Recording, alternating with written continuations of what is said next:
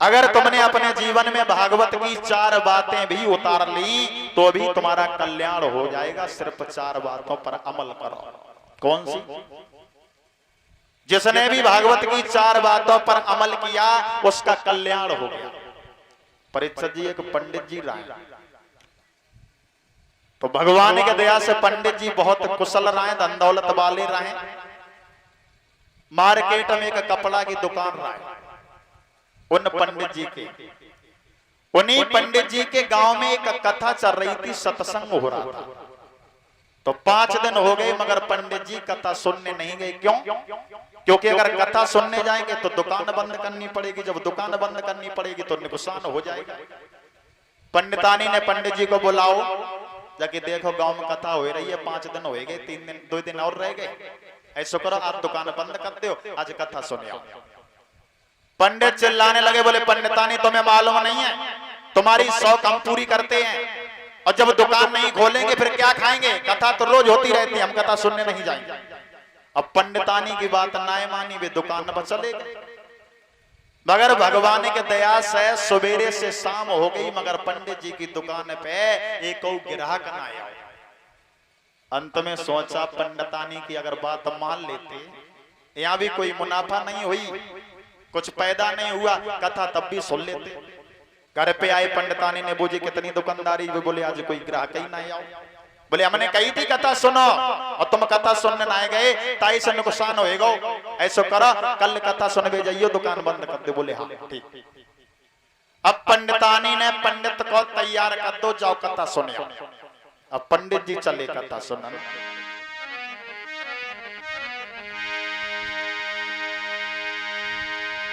आए पंडित जी तैयार भई और वे कथा सुनन को जान लगे।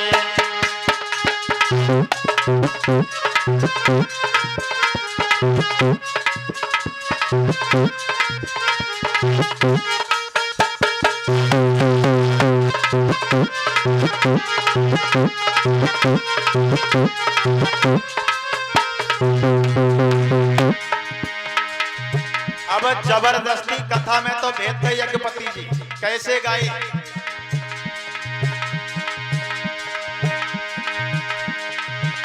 आए पंडित तब तैयार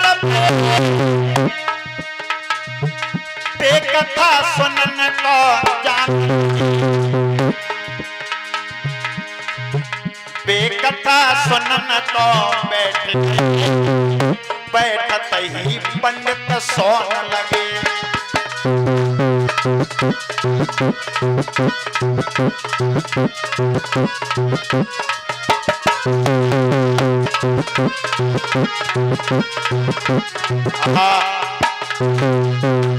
पंडितानी ने पंडित जी को भेज दो, मगर पंडित जी अपनी जेब में हमेशा कैंची रखते थे। क्यों? क्योंकि कपड़ा की दुकान थी तो कैंची हमेशा जेब में रखा करते थे यज्ञपति जी। अब वे गए, जाकर पहुंच गए आगे जहां पर व्यास भगवान खड़े होकर सत्संग कर रहे थे। अब वे गए व्यास भगवान के पास में बैठ गए और बैठते ही सोए गए। अब सत्संग चल रहा था और वहीं पर बैठ के सोए गए। और सोए गए जब तो एक सपना देखने लगे। क्या? अब उनने सपना देखो कि हमारी दुकान में हम बैठे, ये नहीं देखो कि हम कथा पंडाल में बैठे, सपना में देखने लगे नींद में कि हम अपनी दुकान में बैठे और दुकान में एक ग्राहक आओ बने 5 मीटर कपड़ा मांगो। अब बैठे तो पंडाल में मगर सपना दुकान का हो रहा। 5 मीटर कपड़ा मांगो। अब नींद ही में पंडित जी ने हाथ लो जेब में डाल लो, जेब में कैंची तो हमेशा पड़ी रहती थी। अब कैंची निकाल ली, हाथ आगे करो और व्यास को कुर्ता पकड़ लो। उन्हें नहीं मालूम कि हम कथा पंडाल में बैठे, उन्हें तो मालूम दुकान में बैठे। अब कुर्ता पकड़ लो, कैंची लगाई, कुर्ता जर, कुर्ता फाड़ डालो। व्यास भगवान चिल्लाने लगे, बोले पागल है क्या? बता कैसा श्रोता है, तूने हमारा कुर्ता फाड़ दिया। नींद खुल गई। बोले महाराज हम तो कपड़ा काट रहे थे। बोले पागल है, कपड़ा नहीं हमारा कुर्ता काट डालो। हाथ जोड़े खड़े हो गए, माफ करो हम तो सपना देख रहे थे, हम पे गलती हो गई। भगा दिया वहां से। जाकर रोते हुए पंडितानी के पास पहुंचे। पंडितानी बोली रोए काय कर रही हो, अदबर पे क्यों बाजी आई, कथा नहीं सुनी? बोले गजब हो एगो, हम गए और वहां पर हम सोए गए और धोखे में पंडित जी को कुर्ता काट दिया। अब पंडितानी मारे गुस्सा के मारे, वैसे भी तुम जाए ना रहे थे और गए तो तुमने बताओ उनको कुर्ता काट डालो। अब ऐसा करो दुकान पे जाओ, बढ़िया से कपड़ा लेके आओ, तब पंडित जी को दे के आओ। दुकान में गए, बहुत सुंदर कपड़ा लेके आए, मगर पंडितानी ने एक बात कही, देखो जाए तो रहे हो मगर तुम सोते बहुत हो, जब तुम लौट के आओगे तो हम तुमसे कथा की 4 बातें पूछेंगे, कहीं की भी पूछ सकते हैं। तसे सुन के आइयो, अगर तुमने नहीं बताए पाई तो समझ लो तो तुम्हारी खैर ना है, तसे सुन के आइयो, सोइयो मत। बोले ठीक है। अब पंडित जी विचार करने लगे, अब तो चक्कर में पड़ गए, हम बिना सोए रहिए ना भाई। तो पंडित जी ने चालाकी करी, एक पर्चा लो और एक पेन लो, जेब में रख लो। अब वे गए, कथा पंडाल में पहुंचे, विचार किया अब कि आगे नहीं जाएंगे, कहीं धोखा हो गया तो फिर कुर्ता कट जाएगा। बोले यहीं पर बैठ जाते हैं। जैसे ही पंडाल में घुसे तो ब्यास की निगाह पहुंच गई। बोले जी वही आदमी मालूम पड़ रहा है जो कल कुर्ता काटे के चलोगे। व्यास भगवान चिल्लाने लगे, कहा आए गए। पंडित जी ने विचार करो, पंडितानी ने 4 बातें पूछी थी, चलो एक बात तो मिली, आए गए, लिख ले। 4 बतानी भी तो है घर पे। अब उन पंडित जी ने कापी पे बई लिख लो का आए गए। अब वे झुके बैठने के लिए तो व्यास फिर आवाज मारने लगे, का झुके गए। बोले दूसरी बात मिलेगी, चलो जाओ लिख ले रहे। अब उनने जो बात लिख ली, वहीं पर बैठ गए। व्यास भगवान फिर से आवाज मार दी, बोले का बैठ गए। बोले जो बात मिली, चलो जाओ लिख ले। तो 3 बातें उन्होंने लिख ली, एक रह गई। बोले पंडितानी ने 4 बातें पूछी थी मगर एक रह गई, चलो सोएंगे, अब जब जाएंगे तब देखेंगे। कपड़ा दूसरे के हाथ भिजवा दिया, वहीं पर पंडित जी पीछे दीवाले की धोकर लगा के सोए गए। कथा विश्राम हो गई, आरती होगी, लोगों ने जगाओ। बोले पंडित जी उठो, कथा समाप्त हो गई। पंडित जी उठे, प्रसाद लिया, चलने लगे। व्यास भगवान फिर आवाज मारने लगे, का चले जाए। उनने की एक बात रही, चलो जाओ लिख ले रहे।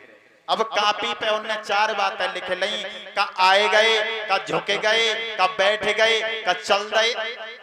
पर्चा लेके घर में आए, पंडितानी ने रोका, बोले कथा सुन के आई। बोले हाँ बताओ 4 बात। बोले तो हम याद करके आए। बोले बता। बोले का आए गए, का झुके गए, का बैठ गए, का चल गए।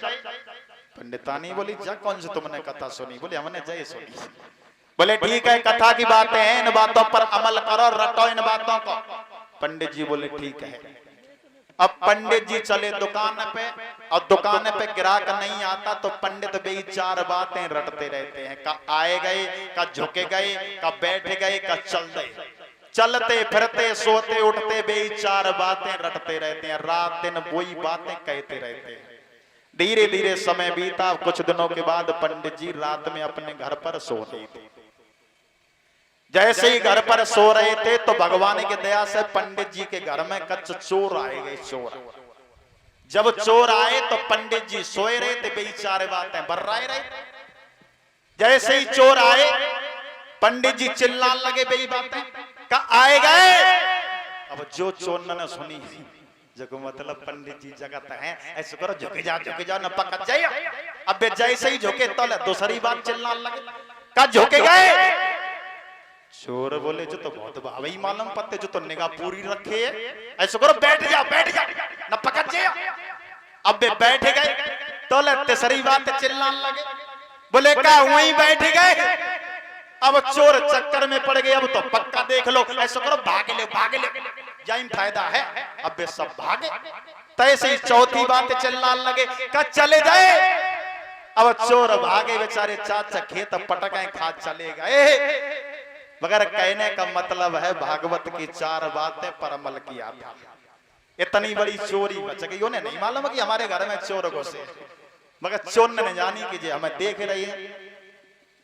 जो भी भागवत की 4 बातों पर अमल करते हैं उनका उद्धार निश्चित ही हो जाता है।